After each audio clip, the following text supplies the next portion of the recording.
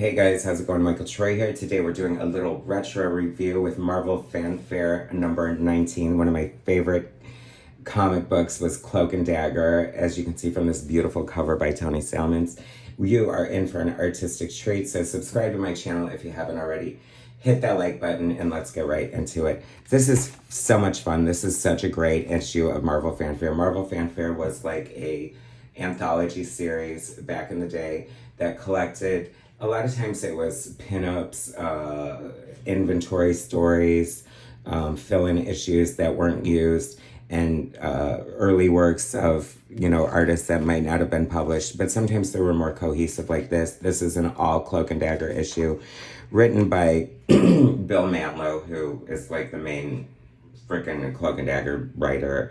I loved Cloak and Dagger so much. Like, I feel like they don't work very well outside of Bill Mantlo and Rick Leonardi and Terry Austin's amazing art on it. But it works well here. Tony Salmons, quick fun trivia. Tony Salmons had an affair with Bill Sienkiewicz's wife. Isn't that crazy?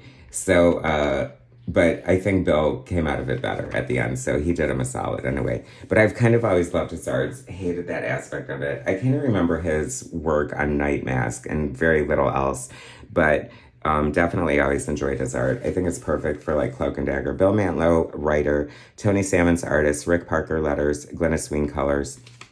It is beautiful. It is so fun. If you know Cloak and Dagger, they're like these runaways who took some bad drug and got their powers, and she controls light, he controls darkness, so they kind of work together. Like, her daggers can purge drugs out of your system. It's so weird, and kind of crazy, but they came about in like the 80s during the Just Say No, and everyone was like super anti-drug. People don't seem like super anti-drug anymore, do they? I don't know. I don't go to school, so they probably still teach that. They should, for sure. Anyway, but like I said, so, a lot of the visuals of Cloak and Dagger have a lot to do with that, like fighting dirty crime and her beautiful, dancing with the daggers of light and his enveloping people in his shadowous cloak. And then we have the second chapter illustrated by the regular series artists, Rick Leonardi and Terry Austin here. And it is gorgeous. Like, nobody draws Cloak and Dagger like Leonardi and Austin. It's such a great, one of my favorite art teams ever. And all you have to do is look at this page to see how beautiful Tandy Bowen is. And Tyrone, what was his name? Tyrone, I forget. Anyway, I love this here. I remember distinctly when I first got this issue and how beautiful I thought it was. This 2-page spread here is just gorgeous. The way she dances across the page and the way Glynis Wein chose to do a rainbow of her. I just think it's so fun. The way the crowd is drawn here in silhouette, but you sort of see some of it. Getting a lot of great Terry Austin texture happening on these pages. Absolutely gorgeous. So much fun. So beautiful. And she, in a way, it's kind of funny because, I guess they're addicts.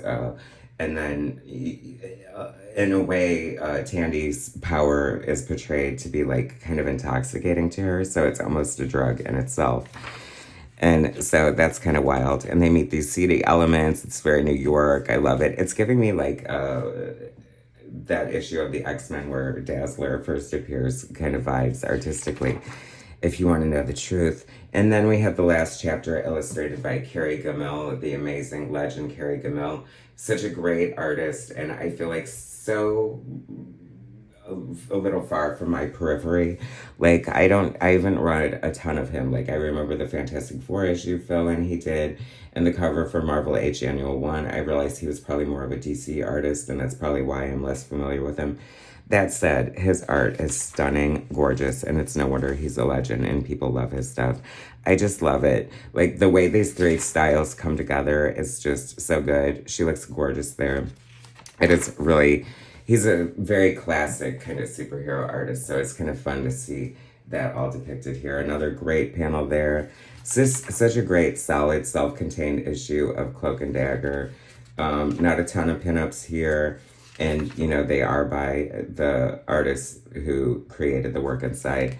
Such a great issue. I had this originally and I saw it in the dollar bin a couple weeks ago and I just had to pick it up. Thanks for joining me down this trip down memory lane for one of my favorite issues of Marvel Fanfare. So much goodness in there. Thanks for watching, guys. Subscribe to my channel if you haven't already. Hit that like button and I will bring you more soon.